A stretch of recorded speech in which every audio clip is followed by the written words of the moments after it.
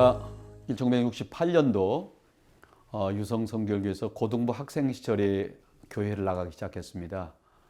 그러다가 1970년 5월 달에 부흥성회를 하게 되는데, 그때의 부흥강사 목사님이 하나님이 살아계시다는 거예요. 그래서 제가 그 말씀을 듣고 그래? 하나님 계시면 나도 목숨 걸고 충성할 수 있지.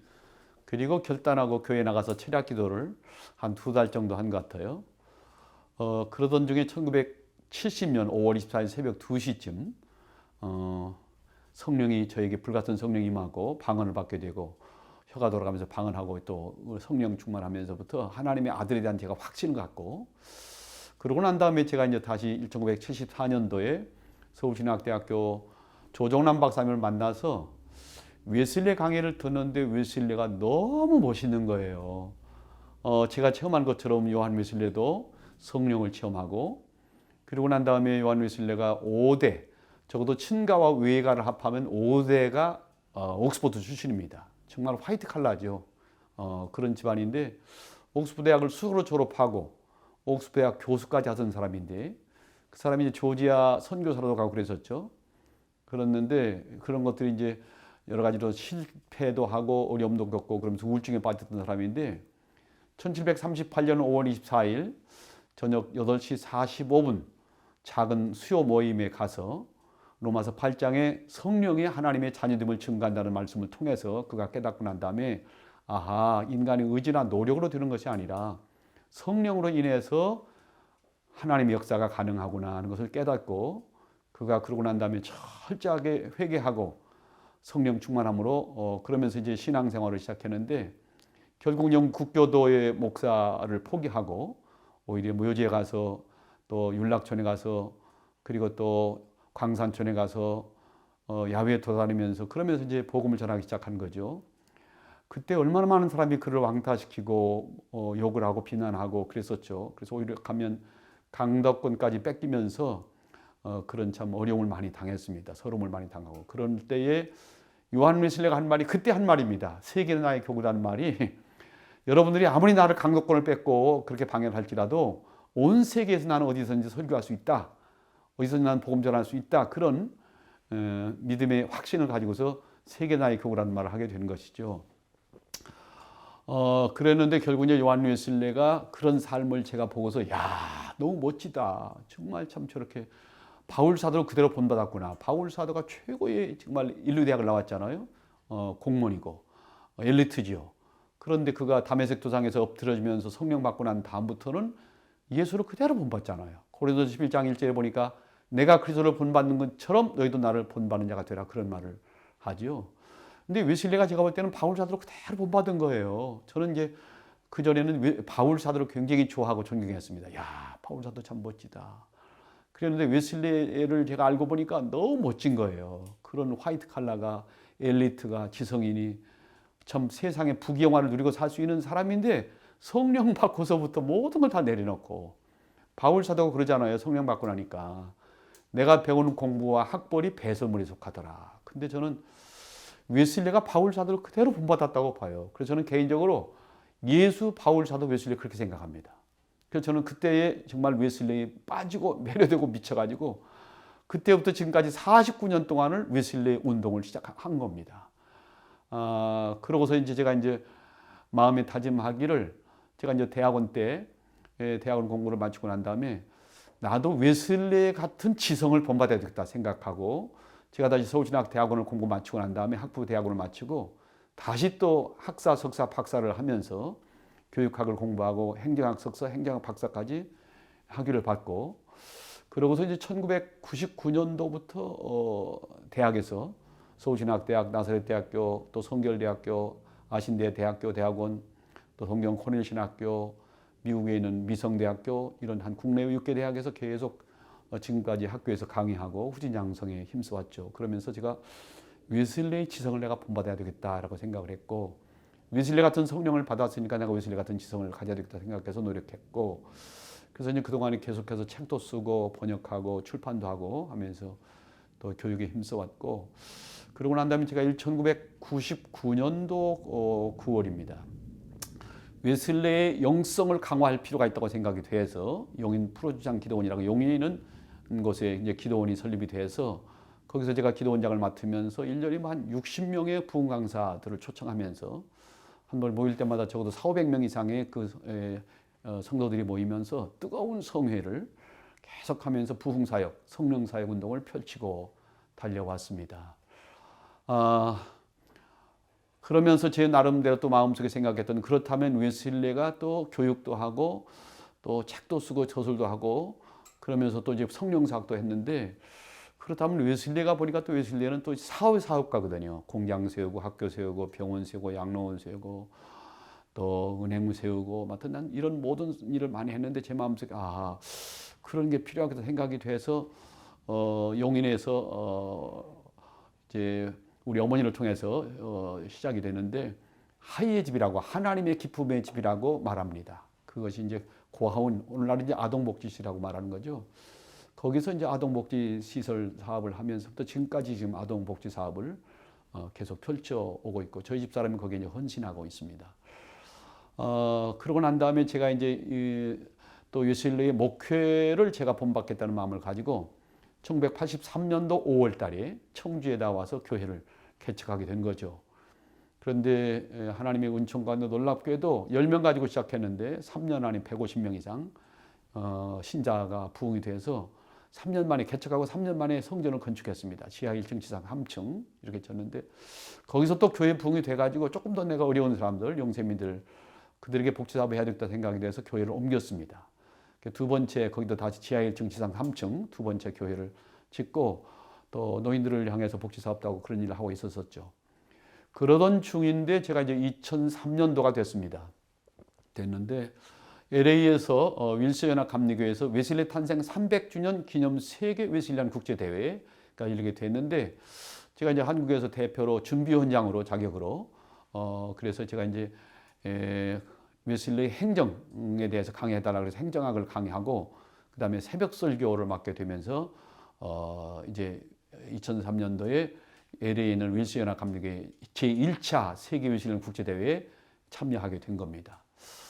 그러고 난 다음에 제가 이제 2003년도 국제대회를 마치고 난 다음에 돌아와 가지고 이제 책방에 가서 책을 보다 보니까 영어책으로 조종남 박사님, 한철아 박사님, 그리고 조용기 목사님 쓴 영어책이 있는데 한국교회 풍이라는 영문판 책이 있었는데, 거기에 보니까 조용기 목사님이 저렇게 해서 세계적인 교회를 세웠구나 생각하고, 제가 마음에 스스로 생각하기를 그렇다면 조용기 목사님이 웨슬레의 내적인 성령 충만함과 그리고 외적인 웨슬레의 조직 행정을 통해서 그래서 세계적인 대형 교회를 만들었구나, 그렇게 제가 이제 생각하고, 그렇다면 이 웨슬레를 온 세계에 전해야 되겠다 마음 이제 또 한번 다짐하고, 그러고 난 다음에 이제 2005년도에 제2차 웨슬리안 세계대회가 신촌 성교역에서 열렸습니다.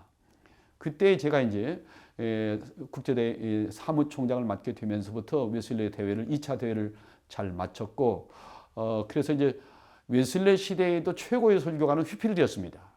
그런데 요한 웨슬레가 조직 행정의 천재죠. 대학교 때부터 이미 벌써 클래스 미팅이라든가 홀리클럽이라든가 뭐 이런 것들을 계속 만들면서 조직 행정의 천재인데, 제가 이제 그 웨슬레의 조직 행정을 생각하면서, 그렇다면 이 운동을 대중적으로 객관적으로 효율적으로 이렇게 전파하려면 조직이 필요하다고 생각이 돼서 2006년도 5월 달에 서울 용두동 감리교회 김한옥 목사님 담임하셨었는데, 거기서 이제 처음으로 오늘의 웨슬리안 교회 지도자 협의회를 조직하고 창설하게 된 거죠. 그래서 웨슬리안 교회 지도자 협의회가 정식으로 창설이 돼서 그때부터 이제 정식적으로 웨슬리안 교회 지도자 협의회 이름으로 웨슬리 운동을 펼치게 된 겁니다. 그러다가 다시 2007년도에 다시 LA 윌스연합 감리교회에서 다시 제3차 세계 웨슬리안 국제대회를 하게 됐고, 그러고 난 다음에 다시 또 2009년도에 서울 정동제일 감리교회에서 송기성 목사님이 심호하셨었죠. 네, 거기에서 제가 다시 또 이제 제4차 웨슬리안 국제대회를 열게 됐습니다. 그러고 난 다음에 이제 제가 2014년도에 2014년도 9월 달에 서울신학대학교에 웨슬레 신학 연구소를 설립하게 됩니다.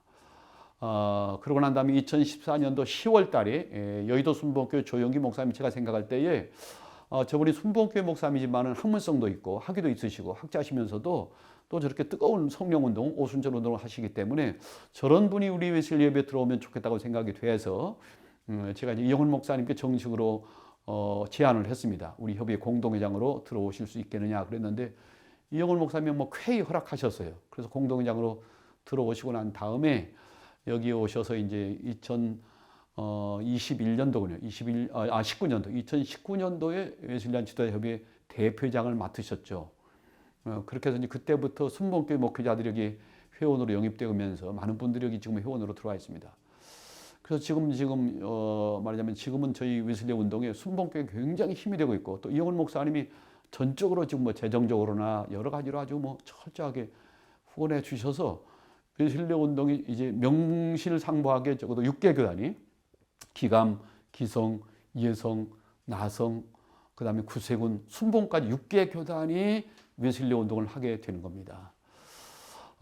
결국은 이제 2022년도네요. 21년도 10월 달에 감리교회 이철 감독회장님 본부실에 감독회장님실에서 웨슬리안 협의 조직이 필요하다는 걸 제가 이제 이영훈 목사님께 먼저 공문으로 이영훈 목사님이 웨슬리안 교회 협의회를 조직하면 아마 모일 수 있다고 생각이 돼서 이제 부탁을 드리고 그러고 난 다음에 9월 달에 공문 보내고 10월 달에 이제 이철 감독님 방에 모여서 저희들이 모여서 웨슬리안 협의회 지도자 교단장 협의회를 만들면 좋겠다고 해서 이제 협의하게 된 거죠.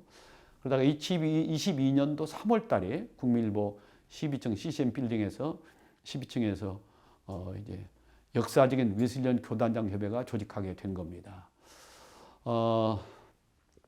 53년 전에 제게 다가오신 성령님 하나님, 그리고 49년 전에 저를 웨슬리를 알게 하신 하나님, 그러고 난 다음에 다시 또 20년 동안을 오직 웨슬리의 운동에 전력 투구하고 이렇게 돼서 그런 그때 이제 지난 작년 8월입니다. 작년 8월에 최초로 한국에서 웨슬리안 지도자 컨퍼런스를 열었죠.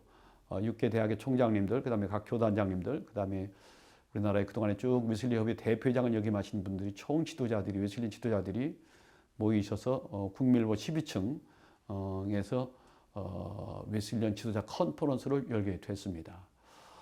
그러고 난 다음에 이제 지난 3월 달이죠. 국민일보 12층에서 다시 또 제가 이제 사무총장 20년 만에 웨슬리안 지도자 협의회 정식 대표장으로 취임식을 갖게 됐습니다. 이제 많은 우리 회원들이 저에게 부탁하기를 양 목사님 참 국제대회 한 번 더 했으면 참 좋겠다. 그렇게 이제 여러 번 부탁하는데 제가 왜냐하면 국제대회가 참 어려운 게 인원동원이 어렵고 재정이 또 많이 들어가기 때문에 쉽지 않거든요. 그래서 그건 내가 쉽지 않다고 했는데 여러분들이 자꾸 부탁을 하고 그래서 지난번에 이제 8월 달에 지도자 컨퍼런스를 하기 전에 제가 그래서 굉장히 이제 걱정이 돼가지고 밤에 잠을 자는 일주일 전에 꿈을 꿨는데 제 꿈에 그러는 거예요. 내년도에 이영훈 목사가 칠순이다. 그러면 그 칠순 잔치 비용 가지면 능히 할 수 있지 않느냐. 그렇게 꿈에 하나님께서 저에게 말씀하시는 거예요. 그래서 제가 깜짝 놀라가지고 어떻게 이런 꿈을 다 꿀 수 있을까. 그러고 난 다음에 꿈을 꾸고서 그냥 속으로 마음이 있다가 8월 달에 이제 그 지도자 컨퍼런스 열 때 그 자리에서 그런 말을 했어요. 여러분, 목사가 이런 얘기하는 거 참 미안합니다. 용서하세요. 그러나 어쨌든 제가 그런 꿈을 꿨습니다. 꿈을 꿨는데 이 세계대회 때 이영훈 목사님이 협조하면 충분히 할 수 있다고 하나님께서 그런 말씀하지 그런 꿈을 꿨는데 참 어쨌든 죄송합니다. 그랬더니 뭐 거기 모인 분들이 다 박수치고 환영한 거예요. 놀랍다고 하면서. 그래서 그때 이제 그러자 이영훈 목사님이 한번 나와서 말씀하시라고 그랬더니 이제 나와서 하신 말씀이 최선을 다해서 협조하겠습니다. 그러시면서 저보고 양 목사님 그러면 국제대회 날짜를 정합시다. 그렇게 해서 이제 5월 달 이영훈 목사님이 정하자고 해서 정해서 그날 작년 8월 달에 국제대회 하기로 결의가 된 겁니다. 그래서 모든 회원들이 다 박수치고 환영하고 그러다가 이제 결국은 금년도 이제 5월 17일에서 18일 역사적인 제5차 국제대회를 열게 되는데 또 이게 참 놀라운 사실이에요. 1973년도 여의도에서 소위 말하면 빌리그램 전도대회가 열렸었는데 그 당시에 320만 명이 모였습니다. 그때 빌리그램 목사님이 세계적인 전도자로 이렇게 나타나게 된 것도 결국은 여의도에서 74년도에 여의도에서 빌리그램 전도대회를 하면서 빌리그램 목사님이 세계적인 전도자로 이제 등극하게 되는 겁니다. 근데 놀랍게도 그 자리에서 여의도에서 그것도 지금 뭐 세계적으로 한국에서도 가장 오순절 성령운동에 앞장서는 교단이 순복음교회 아니겠습니까? 그런데 그 순복음교회, 여의도 순복음교회에서 제5차 세계 웨슬리안 대회 하나님께서 저에게 생각나게 하는 주제가 바로 그거예요. 초대교회를 가만히 생각하면 두 가지인데 성령과 함께 이웃과 함께예요. 초대교회 원형의 모습이 어떤 모습이냐? 성령과 함께 그리고 이웃과 함께 합니다. 저는 개인적으로 생각할 때에 초대교회의 모습을 한마디로 말하면 성령과 함께 이웃과 함께한 교회다 이렇게 생각합니다. 그래서 주제를 잡고 성령과 함께 지구촌 이웃과 함께 해외에서도 많은 분들이 연락이 왔어요. 정말 주제가 너무 멋지다. 어떻게 그런 생각을 했느냐. 또 이제 대학의 교수나 학자님들, 교수님들도 전화가 왔어요. 양 목사 너무 주제가 멋있다.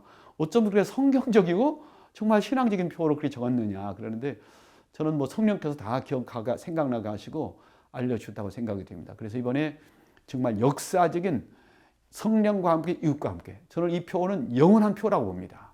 한국교회뿐만 아니라 전 세계 교회가 추구해야 될 게 뭐냐? 성령과 함께 이웃과 함께. 그렇죠.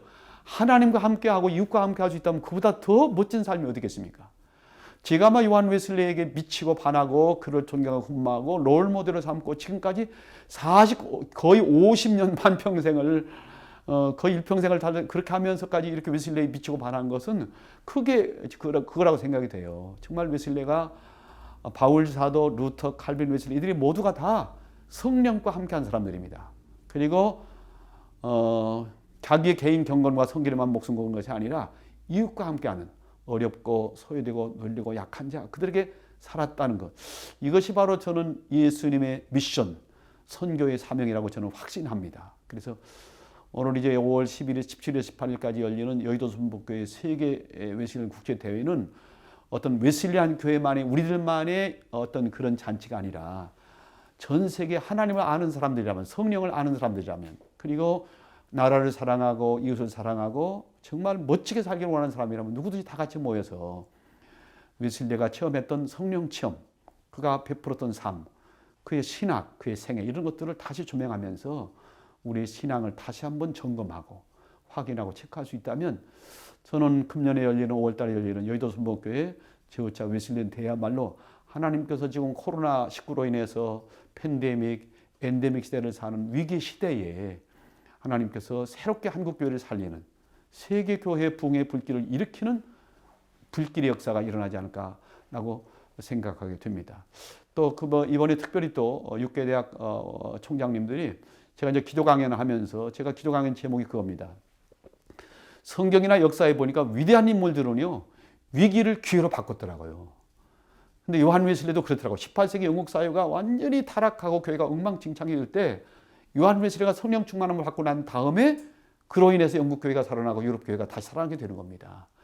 그래서 저는 정말 참 위기를 기회로 바꾸는 창조적인 리더십을 가진 요한 웨슬리를 제가 이제 기도 강연에서 얘기하고 그다음에 이제 감신대학 총장님, 또 서울신대 총장님, 성결대 총장님, 또 나사대 총장님, 구세군대 총장님들이 또 이제 발제를 하시게 될 건데 그런 면에서 정말 저는 한국교회를 살리는 찬스, 기회가 이번 기회가 되지 않을까 하는 생각이 되고 이번에 아마 미국, 캐나다, 그리고 일본, 대만 등 세계 여러 나라에서 많은 목회자, 성도들이 참여하게 되면서 하나님께서 대한민국을 참 사랑하셔서 그래서 이번 대회를 열지 않을까 생각이 되고 또 제가 스스로 이제 공부하고 또 목회해보면서 발견하니까 제가 세계를 다 돌아다녀 봐도 세계적인 대형 교회라든가 크게 목회를 역사하는 목회자들의 대부분은 성령 목회자들이에요.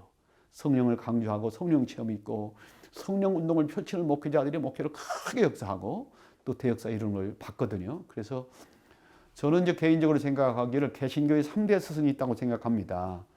첫째는 어떻게 해야 구원받을까라고 고민하다 발견한 것이 독일의 마틴 루터가 로마서 말씀을 보면서 예수를 믿은 사람이 구원받구나라고 발견한 것이 바로 루터가 발견한 성자 예수 신학입니다. 그래서 저는 성자 신학의 창시자가 마틴 루터라고 보고 그러면 과연 누가 예수를 믿을 것인가라고 고민할 때에 프랑스의 잔 칼빈이 하나님이 미리 예정하신 자, 하나님이 사랑하시는 자가 예수를 믿는구나라고 발견한 것이 뭐냐면 잔 칼빈의 성부 신학이라고 보게 되는 것이죠.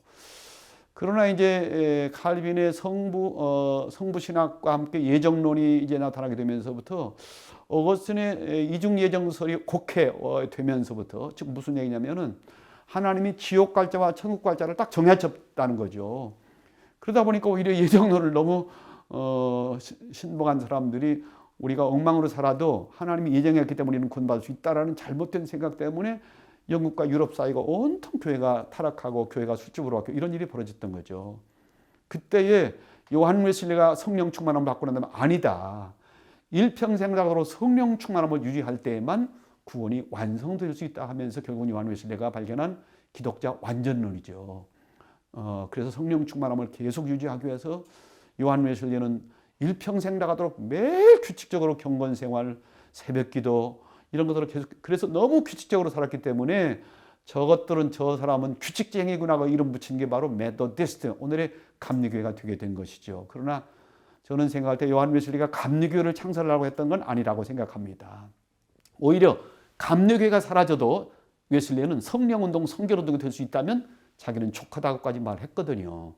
근데 성결교회 목사인 제가 보니까 진짜 웨슬리는 성결교회를 일으킨 사람이에요. 성결운동에 앞장선 사람이고 성령운동에 앞장선 사람이기 때문에 그래서 19세기에 이제 마틴 랩이라는 감리교 목사님이 감리교 목회자들이 성령운동, 성결운동을 등한히 하니까 그래서 그분이 세운 교회가 만국 성결교회입니다. 마틴 랩이라고 하는 감리교 목사님이 그분을 통해서 이제 성결교회를 세우고 난 다음에 최초로 안수받은 사람이 카우만과 길버른인데 이 사람들이 결국은 이제 평신도로 자비랑 선교사가 돼가지고 동양선교회 OMS라고 그래서 동경에 파송이 됐는데 그때에 우리나라에서 정빈과 김상주라는 청년들이 그곳에 가서 유학을 해서 동경성서학원에서 성경을 신학을 공부하고 왔어요. 그리고 돌아와서 서울 무교동에다 세운 교회가 소위 말하면 이제 동양야소교라고 해가지고 야소교라고 시작됐죠. 이게 오늘날 이제 중앙성결교회인데 그러면서 최초의 성결교회가 생기게 된 거죠. 그래서 이제 이영훈 목사님이 취임식 때 말씀하신 것처럼 감리교회가 성결교회 세우고 맞습니다. 성결교회가 순복음 세웠다 맞습니다. 1960년대에 성결교회 전국에서 유명한 한국의 디일문이라고 할 수 있는 이성복 목사님이 순회 부흥사에 섰는데 그분이 이제 부흥성회를 할 때에 최자실 씨가 그분이 이제 막 사업하다가 망해가지고 자살하려고 했던 분입니다. 그러는데 친구 따라서 한번 부흥성회 한번 가볼래? 가서 왔는데 이성복 목사님 집에 참석해가지고 성령 충만한 은혜를 받은 거예요.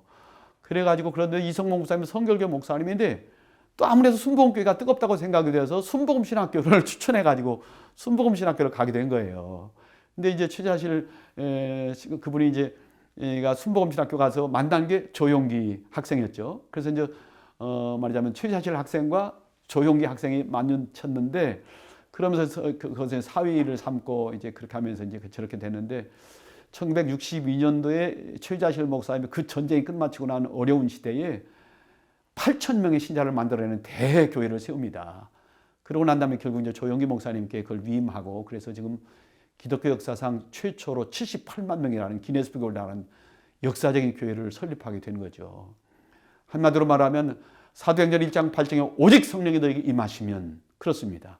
저는 확신하기는 오직 성령이 임하시면 너희가 권능을 받고 땅끝까지 이르내 증인 되리라 주님 말씀하셨거든요.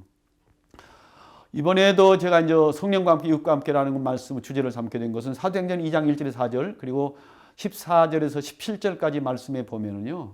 그래요. 저들이 성령 충만을 받고 난 다음에 자기 재산을 다 내어놓고 성령 받은 기쁨 때문에 하나님 만난 기쁨 때문에 자기 재산 다 털어놓는 거예요. 그래서 약한 자, 눌린 자, 쓰는 자를 나눠주게 되면서부터 오늘의 초대교회가 시작이 됐고 그러면서 모였던 교인이 1만 명까지 모이게 된 거죠. 그래서 저는 이제 성결교회 목사로서 웨슬리를 가장 존경하고 바울사도 예수 바울사도 웨슬리를 존경하는 마음을 가지면서 어떤 면에서는 저는 웨슬리의 운동가로서의 긍지를 갖습니다. 한국은 말입니다. 유교 사상이 가득한 나라이기 때문에 공부에 대한 학벌에 대한 게 굉장히 강한 나라입니다. 유교 500년 동안에 이제 유교로 충성하기 때문에 유교의 그 철학이라는 게 뭡니까? 예의 범절, 예의를 갖춰야 돼서 예의, 그 다음에 또 인예지거든요. 유교 사상의 핵심이 뭐냐면 인예지인데 인자하고 인애한 인간성을 갖추자고 하는 그런 거를 이제 주장하는 거. 두 번째가 예의 범절입니다. 근데 세 번째가 진대 뭐냐면 지식과 학문을 강조하는 겁니다. 그래서 이제 어떤 면에서 긍정적으로 본다면 이렇게 대한민국 사람들이 굉장히 학구열이 높고 교육이 높았던 것은 유교의 그런 공자 사상에 영향을 끼쳤다고 봐요. 그래서 우리나라에서 같은 경우는 저는 공부 잘하는 게 최고고, 지금도 뭐 학벌을 무시할 수 없죠. 물론 한국뿐만 그런 건 아니죠. 온 세계가 다 학벌을 무시할 수 없는 거죠. 이제 그러다 보니까 우리나라 사람들은 굉장히 학벌을 많이 강조하게 돼서 학식 학벌이 참 무서운 게 됐는데, 이제 그런 것들이 있어요. 한국에서 왜 그러면 이렇게 장로교 칼빈에 대한 것은 굉장히 이렇게 인정하고 그러는데 왜 웨슬리에 대한 게 있냐 그러면, 칼빈은 책을 많이 썼다고 생각하는 거죠. 그 여러 가지 전집이라든가 대전집을 썼기 때문에 이 한국 사람들이 생각할 때는 칼빈은 책을 많이 썼기 때문에 굉장히 훌륭하다고 생각하는데, 요한 웨슬리는 책 쓰기보다는 오히려 그분은 일평생 전도했기 때문에 우리는 일제 어떤 뭐 그런 것들을 좀 폄하하는 경향이 있어요. 행동하는 거, 움직이는 거. 그러니까 처음에 선교사들이 와서 이렇게 막 테니스 치고 그럴 때 한국의 양반들이 그럴 때잖아요. 아니 저 양반들이 왜 땀을 뻘뻘 흘리면 저런 짓을 할까? 그러니까 우리 동양 사상이나 유교 사상이 굉장히 행동하는 거에 대한 어떤 그런 것들에 대한 걸 폄하하는 그런 경향이 있었던 것 같아요. 글이나 읽고 책이나 쓰고 이런 것들을 굉장히 양반 사상으로 생각해서, 그런 것들이 저는 한국 장로교회가 붕괴할 수 있었던 것은 여러 가지 이유도 있겠지만, 그런 이제 칼빈에 대한 우상화 될 정도가 된 거는 칼빈이 책을 많이 썼다. 루터보다도 웨슬리보다도 제일 많이 썼다. 그래서 세계에서 이렇게 장로교회 나라가 유일하게 한국입니다. 다른 유럽이나 이런 나라의 장로교회가 그러지 않은데, 전 세계 장로교인의 반 이상이 한국에 있다고 봐도 뭐 과언이 아닐 정도로 한국은 가히 장로교회 나라인데, 그런 긍정적인 면도 있죠. 그래서 이제 공부 많이 좋아하고 학구열이 있고, 그래서 이제 칼빈을 좋아하고 그런데, 그러나 저는 생각하기를 실질적으로 예수님이 책을 쓰지 않았고 제자들이 다 썼고, 소크라테스 책 쓰기보다는 플라톤이 썼고, 공자가 쓰기보다는 맹자가 썼고, 실질적으로 위대한 인물들은 책을 쓰기보다는 그들의 생애 자체를 헌신하고 희생하는 삶을 살았고, 그런 면에서는 행동하는 사람이 프라이머리 소스라고 생각하는 거예요. 그와 같은 행동을 글로 옮기는 사람들이 소위 말하면 세컨다리 소스, 2차적인 것이라고 보는 것이죠. 그래서 저는 생각할 때는 정말 요한 웨슬리는 책도 많이 쓰고 학자죠. 뭐 굉장한 학자입니다. 책도 많이 썼습니다. 일기도 쓰고. 그러나 웨슬리는 책 쓰는 거 이상하도록 일평생을 정말 이렇게 행동하는, 실천하는, 행함이 없는 믿음은 죽은 믿음이라고 했잖아요. 그런 면에 있어서 요한 웨슬리의 그 행함, 실천, 헌신, 희생, 이거는 정말 예수를 본받은 사람이다라고 생각해서, 그래서 진짜 한국교회야말로 이 시대에 정말 21세기에 행동하는 신학자, 행동하는 실천하는 목회자. 그런데 그 중에 가장 중요한 것은 요한 웨슬리는 또 이제 그런 말을 했습니다. 한 책의 사람에게 잠들다. 실제 요한 웨슬리는요, 성경의 사람이 되려고 부단히 노력한 사람입니다. 그래서 매일 하루에 3시간씩 성경 읽고 고전 읽고 이렇게 살았거든요. 그런 면에서 요한 웨슬리도 성경의 사람이 되려고 노력을 했지만, 그런데 웨슬리가 그런 말을 했어요. 나는 일평생 옥스퍼드와 올더스케이트를 시계추처럼 왔다 갔다 하며 살았다. 그러나 나는 옥스퍼드보다는 올더스케이트를 더 귀하게 여긴다.